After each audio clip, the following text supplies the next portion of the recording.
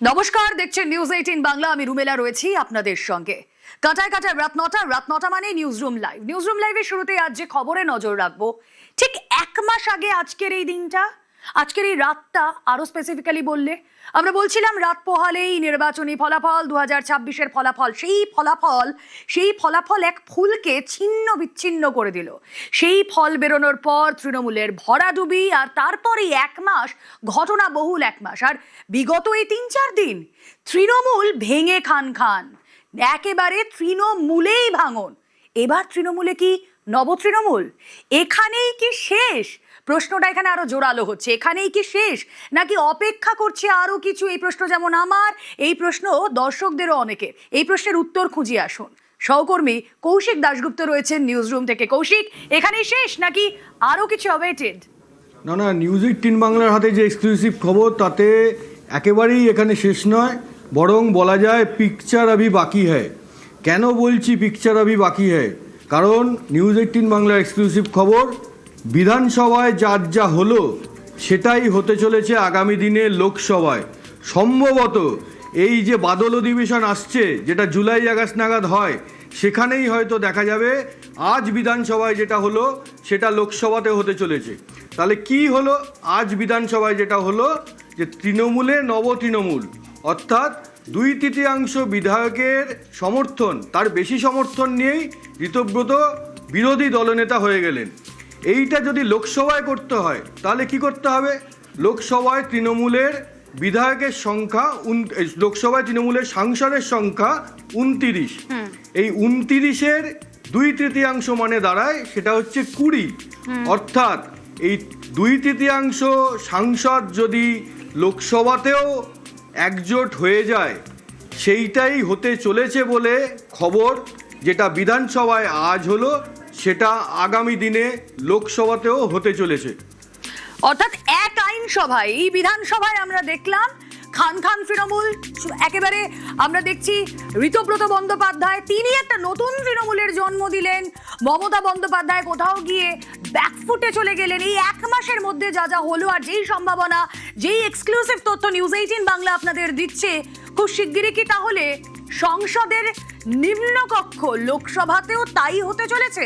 এখান থেকে আরো একটা পয়েন্ট, এই যে বাংলায় মহারাষ্ট্র মডেল, এ নিয়ে আমরা এত কথা বলছিলাম, সত্যিই তো সেদিকেই ইঙ্গিত, সেদিকেই যাচ্ছে এই গোটা রাজনৈতিক পরিসর। আরো একবার চলে যাব, কৌশিক দাশগুপ্ত রয়েছেন সঙ্গে। কৌশিক, বিজেপি মহারাষ্ট্রে ক্ষমতা এলো, ভাঙন ধরলো আঞ্চলিক একটি দলে। আমরা দেখলাম এখানেও বিজেপি ক্ষমতা এলো, আর আঞ্চলিক দল, এ রাজ্যের শাসক দল যারা ছিল, তৃণমূল ভেঙে খান।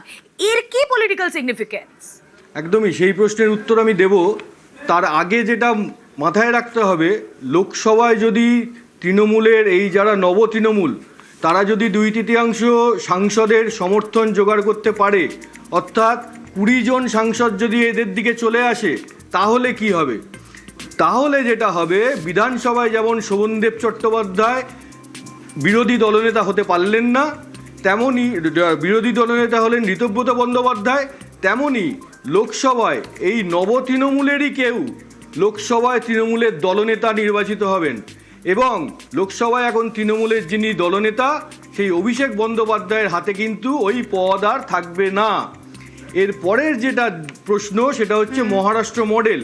সেটা হচ্ছে, আমরা 2-3 দিন ধরেই সবার আগে থেকেই বলছি যে এই রাজ্যে কি এবার মহারাষ্ট্র মডেল দেখা যাচ্ছে। সেই মহারাষ্ট্র মডেলে কি ঘটেছিল? মহারাষ্ট্র মডেলে যেটা হয়েছিল, যে 2টি আঞ্চলিক দল ভেঙে গেছিল। শিবসেনার মুখ ছিলেন, নেতা ছিলেন উদ্ধব ঠাকরে। তারপর দেখা গেল দলটা ভেঙে গেল, শিবসেনা একনাথ শিন্ডের হাতে ক্ষমতা চলে গেল। ঠিক একইভাবে এনসিপিও তো কিন্তু ভেঙেছিল। এনসিপির মুখ ছিলেন, মাথা ছিলেন শরদ পাওয়ার। সেই এনসিপি ভেঙে দুই ভাই হয়ে গেল, এবং শরদ পাওয়ারের থেকে ক্ষমতা চলে গেল তার ভাইপো অজিত পাওয়ারের হাতে। এই মহারাষ্ট্র মডেলই এবার বাংলায় হতে চলেছে বলে মনে করা হচ্ছে। এবং এটাও যেটা তুমি বলছো, যে তাহলে দুটো জিনিস আমরা দেখতে পাচ্ছি। মহারাষ্ট্রে বিজেপির সরকার, বিজেপির মুখ্যমন্ত্রী, মহারাষ্ট্রে 2টো আঞ্চলিক দল ভেঙে গেল। পশ্চিমবঙ্গে বিজেপির সরকার, বিজেপির মুখ্যমন্ত্রী, পশ্চিমবঙ্গে যে বড় আঞ্চলিক দল তৃণমূল ভেঙে যাচ্ছে, তৃণমূলে নবতৃণমূল হয়ে গেল। এর পিছনে কোনো রাজনৈতিক তাৎপর্য রয়েছে কিনা?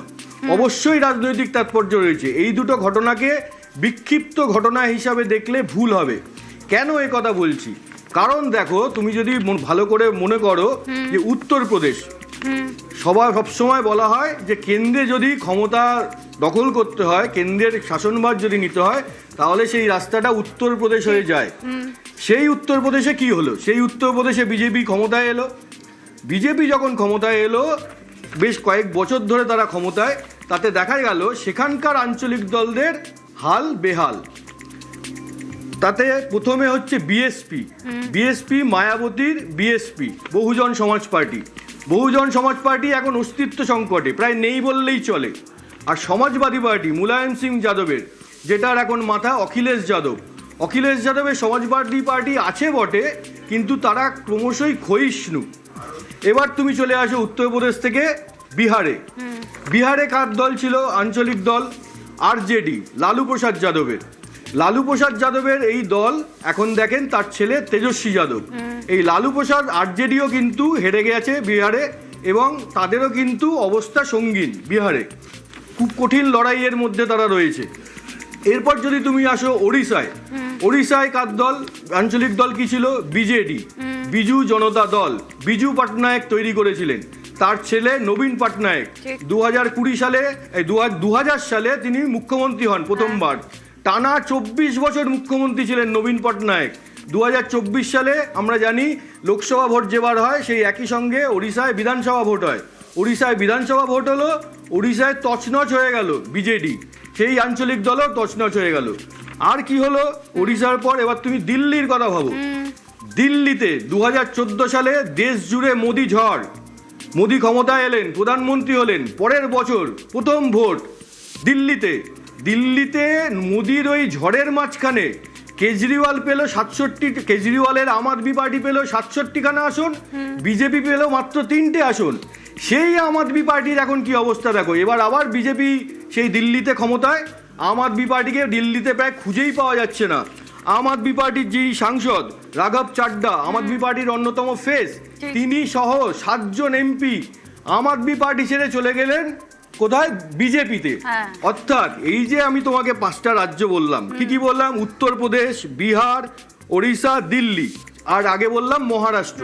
এই 5টা রাজ্যেই বিজেপি ক্ষমতায়, বিজেপির মুখ্যমন্ত্রী, এবং 5টা রাজ্যেই যেসব আঞ্চলিক দল দীর্ঘদিন ধরে তাদের ক্ষমতা ছিল বা তারা দাপট দেখিয়েছে, তারা কিন্তু প্রায় ভেঙে খান, কেউ ক্ষয়িষ্ণু, কেউ নড়বড় করছে। এই হচ্ছে অবস্থা। এই অবস্থায় যদি তৃণমূল, মানে এই যে তৃণমূলের যে নবতৃণমূল, তারা যদি বিধানসভায় যেটা ঘটিয়েছে সেটা লোকসভাতেও করতে পারে, তাহলে যেটা দাঁড়াচ্ছে, তাহলে কিন্তু বিধানসভার মতোই লোকসভাতেও হতে পারে। সেখানে তাদের হাতেই চলে আসতে পারে তৃণমূলের, মানে নবতৃণমূলের যে দলনেতা হবে লোকসভার, সেটা তাদের মধ্যে থেকেই কেউ পাবেন। এবং এই জল্পনাটা আরও বেড়েছে, এই যে তার জন্য দরকার তো 20 জন সাংসদের সমর্থন, এই জল্পনাটা আরও বেড়েছে দিব্যেন্দু অধিকারীর একটি মন্তব্যে। আমার কাছে ব্যক্তিগতভাবে ফোন এসেছে মিনিমাম 10 থেকে 15 জন তৃণমূল কংগ্রেসের সাংসদ, যাদের সাথে আমার সংসদীয় জীবন কেটেছে। আমি তাদেরকে হাত জোড় করে করজোড়ে বলেছি, আমার দলই শেষ কথা, ব্যক্তিগত সম্পর্ক নিশ্চয়ই আল্লাহ গেল। দল যতক্ষণ না আমাদের ছাঁকনি জাল, ওই আমরা চা খাই না, পাতা চা ছাঁকা হয়, সেই ছেঁকে দল যখন সিদ্ধান্ত নেবে সেটাই শেষ। নিউজরুমে কৌশিক দাশগুপ্ত রয়েছেন। কৌশিক, তুমি যে ব্যাখ্যাটা দিলে 5 রাজ্যের, সেখানে দাঁড়িয়ে খুব সরলীকরণ হওয়া বোধহয় যাবে না। আমি জিজ্ঞেস করতে চাই যে এই যে আঞ্চলিক দলগুলো এই 5 রাজ্যে, এখানে দেখো বিজেপি সরকার গড়ছে, আঞ্চলিক দলগুলো ভেঙে যাচ্ছে। আমাদের রাজ্যে বিজেপি সরকার গড়লো, আঞ্চলিক দল তৃণমূল ভেঙে গেল। এই দুটো একসঙ্গে কি করে হচ্ছে? এর কি কোনো গুরুত্ব রয়েছে? একদমই। দেখো, আঞ্চলিক দলগুলো তৈরি হলো কিভাবে? স্বাধীনতার পর তো দেশ জুড়ে প্রায় একটাই দল ছিল, কংগ্রেস। সেই কংগ্রেসেরই, সব রাজ্যে কংগ্রেসেরই সরকার ছিল প্রথম যে ভোট হয়েছিল। কিন্তু কংগ্রেস প্রথম ধাক্কা খায় স্বাধীনতার পর 1957 সালে কেরালে সিপিএমের কাছে কংগ্রেস হেরে যায়, ইএমএস নাম্বুদ্রিপাদের সরকার গঠন হয় কেরালে। এটা তো রাজ্যে হেরেছিল কংগ্রেস। জাতীয় স্তরে কংগ্রেস প্রথম হারে 1977 সালে ইন্দিরা গান্ধীর বিরুদ্ধে তখন প্রবল হাওয়া ওঠে। হ্যাঁ, তিনি একনায়কতন্ত্র চালাচ্ছেন এই অভিযোগ ওঠে, তিনি বিরোধী কণ্ঠ রোধ করেন এই অভিযোগ ওঠে, এর সঙ্গে দুর্নীতিরও অভিযোগ ওঠে। তখন একটা জেপি মুভমেন্ট শুরু হয়। হ্যাঁ, জয়প্রকাশ নারায়ণের নেতৃত্বে জেপি মুভমেন্ট শুরু হয়। সেখানে একের পর এক নেতা যোগ দেন। সেই মানে বিভিন্ন, ধরো আমাদের লালু প্রসাদ যাদব যোগ দেন, নীতিশ কুমার যোগ দেন, এরা সবাই যোগ দেন। এরাই পরে আবার ওদিকে হচ্ছে মুলায়ম সিং যাদব ছিলেন উত্তরপ্রদেশ থেকে, তারাই পরে আঞ্চলিক দলগুলো তৈরি করে। যেটা অনেকে বলছেন বা মনে করছেন যে বিজেপির, অনেকেই মনে করেন এটা, যে তারা বিজেপিকে দেখা গেছে ভোটের ট্র্যাকে বা অন্য সময়েও আঞ্চলিক দলগুলির কাছে, কিন্তু যেখানে আঞ্চলিক দল শক্তিশালী যেসব রাজ্যে, সেখানে তাদের হোঁচট খেতে হয়েছে। গত 15 বছর ধরে তৃণমূলের কাছে বারবার হারতে হয়েছে। এবং তামিলনাড়ুতে কিন্তু এখনও আঞ্চলিক দলের দাপট, সেখানেও বিজেপি কিন্তু সেভাবে দাঁত ফোটাতে পারেনি। অর্থাৎ প্রতিপক্ষ যখন আঞ্চলিক দল, তখন বিজেপিকে কিন্তু নানা জায়গায় হোঁচট খেতে হয়েছে, ধাক্কা খেতে হয়েছে। বরং বিজেপির অনেক ভালো পারফরমেন্স যখন তাদের প্রতিপক্ষ থাকে কংগ্রেস। এটার সবচেয়ে বড় প্রমাণ হচ্ছে 2024 সালের যে লোকসভা ভোট হয়েছিল, সেই ভোটের রেজাল্ট যদি আমরা অ্যানালিসিস করি, 2024 সালের ভোটে যেটা হয়েছিল, 216টি আসনে বিজেপি আর কংগ্রেস মুখোমুখি লড়াই করেছিল। মানে এই 216টি আসনে আঞ্চলিক দলের সেরকম কোনো প্রভাব ছিল না। মূল লড়াইটা ছিল বিজেপি বনাম কংগ্রেস। তা এই 216টা আসনে কি রেজাল্ট হলো? এই 216টা আসনে দেখা যাচ্ছে 71% সিট বিজেপি পেয়েছিল। 71 মানে 154টা সিট। 216-র মধ্যে বিজেপি পেল 154টা সিট, আর এই 216-র মধ্যে কংগ্রেস পেয়েছিল 62টা সিট। অর্থাৎ এই তথ্যই বলে দেয়, যখন বিজেপির সঙ্গে কংগ্রেসের ডিরেক্ট ফাইট, মুখোমুখি লড়াই, সেখানে আঞ্চলিক দলের কোনো প্রভাব নেই। সেখানে কংগ্রেসকে প্রায় ধরাশায়ী করে দিয়েছে বিজেপি। এবং সেই কারণেই বিজেপির অনেকেই মনে চান যে লড়াইটা দুপক্ষের হোক, লড়াইটা দ্বিমুখী হোক। একদিকে থাকবে বিজেপি, একদিকে থাকবে জাতীয় কংগ্রেস। সেটা কেন কৌশিক? বিজেপির কাছে কি সহজ প্রতিপক্ষ কংগ্রেস, আঞ্চলিক দলগুলো নয় কোনোভাবেই? সহজ প্রতিপক্ষ এরকম ভাবে বলা মুশকিল, কিন্তু যেটা ভোটের ফল বলে দিচ্ছে যে যখন বিজেপির এগেনস্টে কংগ্রেস রয়েছে, কোনো আঞ্চলিক দল সেরকম ভাবে নেই, সেখানে কিন্তু বিজেপির জয়ের স্ট্রাইক রেট অনেক ভালো। এই কারণে এর পিছনে আরো একটা কারণ আছে যে বিজেপি কেন কংগ্রেসকে মনে করে তাদের পক্ষে প্রতিপক্ষ হলে ভালো। সেটা হচ্ছে বিজেপি এটা মনে করে যে আঞ্চলিক দলগুলো যেখানে থাকে, তারা আঞ্চলিক ভাবাবেগ বা রিজিওনাল অ্যাসপিরেশনকে অত্যন্ত গুরুত্ব দেয়, এবং বিভিন্ন ভোটে সেইগুলো তখন ইস্যু হয়ে যায়। একটা দল, ধরো কংগ্রেস বা বিজেপি, যারা দেশ চালাচ্ছে, তাদের গোটা দেশকে দেখতে হয়। কিন্তু একটা আঞ্চলিক দল, সে একটা রাজ্যে রয়েছে, সে তার রাজ্যের ভালো মন্দটা আগে দেখে। এই যে রাজ্যের ভালো মন্দটা আগে দেখে, সেটা করার জন্য তারা রাজনীতি করতে শুরু করে। তার জন্য বিভিন্ন আঞ্চলিক ইস্যুগুলো উঠে আসে। এবার একটা জাতীয় দল যা বা দেশ চালাচ্ছে, তাদের পক্ষে কোনো একটি রাজ্যের কোনো একটি জায়গার কি আঞ্চলিক ভাবাবেগ, দেশের নিরাপত্তার আগে সেই ভাবাবেগকে গুরুত্ব দেওয়া সম্ভব নয়। সেই জন্যই বিজেপি মনে করে যে তাদের সঙ্গে কংগ্রেসের যতই মতবিরোধ থাকুক, কংগ্রেসে যেমন দেশ চালিয়েছে, তারাও দেশ চালাচ্ছে। ফলে এই দুটি দলের মধ্যে যদি লড়াই হয়, দুটো মেরুতে দুটো দল আছে, কিন্তু তাদের মধ্যে লড়াই, আর কোনো দল সেভাবে নেই, থাকবে না এমন নয়, কিন্তু তারা একেবারে সরকার করে ফেলতে পারে এই রকম জায়গায় নেই। ফলে এই রকম অবস্থায় বিজেপি আর কংগ্রেসের লড়াই হলে সেটাই বেটার, কারণ তারা সবার আগে দেশের স্বার্থের কথা ভাবে। এবং এর সবচেয়ে জ্বলন্ত উদাহরণ হচ্ছে আমাদের রাজ্যে বারবার কি অভিযোগ উঠেছে যে সীমান্তে যে কাঁটা তার দিতে হবে, তার জন্য যে নিরাপত্তা ব্যবস্থা, যা পরিকাঠামো তৈরি করতে হবে, তার জন্য তো জমি দরকার। সেই জমিটাই দিচ্ছে না তৃণমূল। কেন দিচ্ছে না? কারণ বিজেপি বারবার অভিযোগ করেছে তৃণমূল চায় অনুপ্রবেশকারীরা ঢুকুক, কারণ এই অনুপ্রবেশকারীরা হচ্ছে তৃণমূলের ভোট ব্যাংক, এবং সেটা ক্রমশ স্পষ্ট হচ্ছে। অর্থাৎ একটা রিজিওনাল দল, সে খালি কোনো রকমের মানে নানা রকম রাজনীতিক স্ট্যান্ড নিয়ে এই ক্ষমতায় টিকে থাকার চেষ্টা, তাতে দেশের যদি নিরাপত্তা জলাঞ্জলি যায় তো যাক, এই রকমভাবে বিজেপি দেখছে বিষয়টা। তাই তারা মনে করে যে কংগ্রেস তাদের যে কোনো রাজ্যে কংগ্রেসের সঙ্গে বিজেপির লড়াই হলেই ভালো। এর পাশাপাশি বিজেপির এটাও বক্তব্য যে অনেক সময় দেখা গেছে, বারবারই দেখা গেছে, ইতিহাস ঘাটলে সেটাই দেখা যায় যে আঞ্চলিক দলগুলো মূলত একটা পরিবার কেন্দ্রিক হয়। যিনি নেতা তারই কোনো ছেলে পুলে নাতি নাতনি বা অন্য সম্পর্কে কেউ তাদের হাতে ব্যাটনটা তুলে দিয়ে যেতে চান এবং সেই আঞ্চলিক দলে দুর্নীতি পাহাড় তৈরি হয়। এইটাও কিন্তু একটা কারণ, যেই কারণে বিজেপি মনে করে লড়াইটা দ্বিমুখী হলে ভালো, সেটা হোক বিজেপি বনাম কংগ্রেস। কৌশিক, এখানে coming back to the main point যা দিয়ে তুমি শুরু করেছিলে, যে লোকসভাতেও কি একই জিনিস হতে পারে? নিউজ 18 বাংলার হাতে যে এক্সক্লুসিভ তথ্য রয়েছে সেখানে দাঁড়িয়ে যদি সেটাই হয়, যদি অভিষেক বন্দ্যোপাধ্যায় লোকসভার দলনেতা তৃণমূলের আর না থাকেন, তাহলে তৃণমূলের এই প্রতীকটা কি মমতা বন্দ্যোপাধ্যায়ের হাতছাড়া হতে পারে আগামী দিনে? একদমই। সেটা করার জন্য 20 জন সাংসদকে একসঙ্গে আসতে হবে। এই তৃণমূলে যে নব তৃণমূল সেখানে একসঙ্গে আসতে হবে।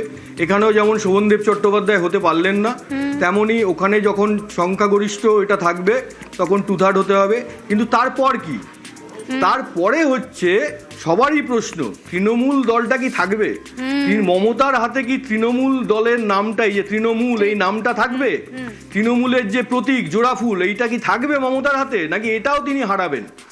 এটা কিন্তু শুধুমাত্র 2/3 সাংসদ একসঙ্গে হলেই হবে না। আচ্ছা, কেন বলছি? প্রথমে কি হচ্ছে যে বিধানসভায় 2/3 বিধায়ক এক জায়গায় হলো, নব তৃণমূল বিরোধী দলনেতা হয়ে গেল। তার সঙ্গে এবার যদি ধরে নিই লোকসভাতেও এমনটা ঘটলো, সেখানেও হলো। এরপর যদি দলের নাম এবং প্রতীক পেতে হয় একই প্রতীক, মানে নামটা হবে তৃণমূল এবং প্রতীক হবে জোড়াফুল, এটা যদি এই নব তৃণমূলকে পেতে হয় তাহলে তাদের নির্বাচন কমিশনের কাছে যেতে হবে, গিয়ে আর্জি জানাতে হবে, তাদের বলতে হবে যে আমাদের সঙ্গেই সংখ্যাগরিষ্ঠ জনপ্রতিনিধি অর্থাৎ বিধায়ক, সাংসদ, তারপর কাউন্সিলর এরা রয়েছেন, দলের যারা দায়িত্বপ্রাপ্ত পদাধিকারী নেতা তারা রয়েছেন এবং সর্বস্তরেই দেখা যাচ্ছে দলের যারা নেতারা কাজকর্ম করেন তাদের সমর্থন তাদের সঙ্গে রয়েছে। এইটা যখন নির্বাচন কমিশনের কাছে তারা দাবি করবেন, নির্বাচন কমিশন সেই তাদের দাবির সপক্ষে নথি দেখবেন, সই দেখবেন এবং এটাও দেখবেন তৃণমূলের যে সংবিধান রয়েছে সেই সংবিধানে কি লেখা রয়েছে সেটাও খতিয়ে দেখবেন। এই সব কিছু খতিয়ে দেখে যদি দেখা যায় যে নব তৃণমূল তাদের দাবির সপক্ষে যথেষ্ট প্রমাণ নথি দিতে পারছেন, সবাইকে জড়ো করতে পারছেন এক জায়গায়, তাহলে তাদের হাতেই চলে যাবে তৃণমূল দলটা, এই যে তৃণমূল নামটি এবং তৃণমূল প্রতীকটি। সেদিন মমতা বন্দ্যোপাধ্যায় তার দলও হারাবেন, তার দলের প্রতীকও হারাবেন। বেশ, অনেক ধন্যবাদ। কথা বলছিলাম নিউজরুম থেকে সহকর্মী কৌশিক দাশগুপ্ত ছিলেন সঙ্গে। রাজনীতি সম্ভাবনার খেলা, আগামী দিনে যে সম্ভাবনা নিয়ে আমরা কথা বলছিলাম এবং যেই পরিসংখ্যান আপনাদের সামনে তুলে ধরছিলাম তা কতটা রিফ্লেক্টেড হয় অবশ্যই আমাদের নজর থাকবে। শ্রমিক ভট্টাচার্য বিজেপি রাজ্য সভাপতি, তার বক্তব্য শুনি। ভারতবর্ষ একটা বহুত্ববাদী দেশ, এই মাটি বহুত্ববাদের মাটি। এখানে বহুদলীয় ব্যবস্থা ভবিষ্যতেও থাকবে, অনেক রাজনৈতিক দল থাকবে, কিন্তু ইলেকট্রাল পলিটিক্সে দেখা যাচ্ছে যে ধীরে ধীরে আঞ্চলিক দলেরা তাদের শক্তি হারাচ্ছে। আবার একই সঙ্গে এটাও মনে করতে রাখতে হবে যে ভারতের সবচেয়ে প্রাচীন রাজনৈতিক দল স্বাধীনতা আন্দোলনের প্ল্যাটফর্মকে যারা একটা রাজনৈতিক দলে রূপান্তরিত করেছিল, সেই ভারতের জাতীয় কংগ্রেস, তারাও কিন্তু কার্যত একটা প্যারাসাইট হয়ে গেছে। আঞ্চলিক দলের উপর নির্ভর করেই তারা নির্বাচনে প্রতিদ্বন্দ্বিতা করছে। 61 রাজ্যে তারা আছে।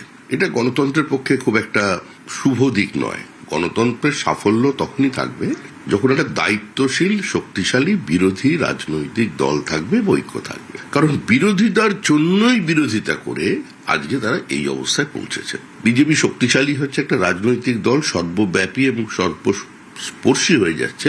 ভারতের মাটিতে দাঁড়িয়ে ভারতীয় মতাদর্শ, ভারতের বহমানতা, ভারতের সংস্কৃতি, ভারতের মানুষের চাওয়া পাওয়া, তাদের কথা, তাদের ব্যথা নিয়ে একটা জায়গায় এসে পৌঁছেছে। একজন রাজনৈতিক কর্মী হিসেবে আমি এটা চাই যেটা বিরোধী দল থাকুক। কংগ্রেস ভেঙেই তৈরি হয়েছিল তৃণমূল কংগ্রেস। কংগ্রেস ভেবেছিল মমতাকে দিয়েই বিজেপিকে সরাবে, কিন্তু সেটা তো হয়নি। আব্দুল মান্নান এখন এই পরিস্থিতিতে ঠিক কি ভাবছেন, কি বলছেন, শুনি তার রিয়াকশন। ভাঙতো দলটা আগে না উঠে যেত যদি তখনকার কংগ্রেসের কেন্দ্রীয় নেতৃত্ব এত মদত না দিত। যা করেছে সবকিছু মদত দিয়ে গেছে, ভাবছো বিজেপির বিরুদ্ধে লড়বে। Thanks to honourable prime minister and home minister and total party Suvendu অধিকারীর পেছনে দাঁড়িয়েছিল এবং এই অন্যায়ের বিরুদ্ধে প্রতিবাদ করতে তাকে ভাষা জুগিয়েছিল। আজ সাকসেসফুল হয়েছি। এটা আমরা যদি সেদিন করতে পারতাম, আমাদের যদি কিন্তু আমাকে মমতা ব্যানার্জি এমএলএরা মারলো, আমি কি অন্যায় করেছিলাম? স্পিকারের সামনে মুখ্যমন্ত্রীর প্রেরণায় আমার উপর হামলা করলো, যে সব এমএলএরা তো আমি জানি তাদের এমএলএরা, তখন তোমার জ্ঞান ছিলাম, দেখেছি আমার সামনের সিটে সেভাবে এসে আক্রমণ করলো। লজ্জা করে না? সে আবার গণতন্ত্রের কথা বলে। হাইকমান্ড আপনার না, পাশে দাঁড়ায় নেই। দুর্ভাগ্য তো, সেই জন্যই এই অত্যাচারগুলো চালিয়ে গেছে।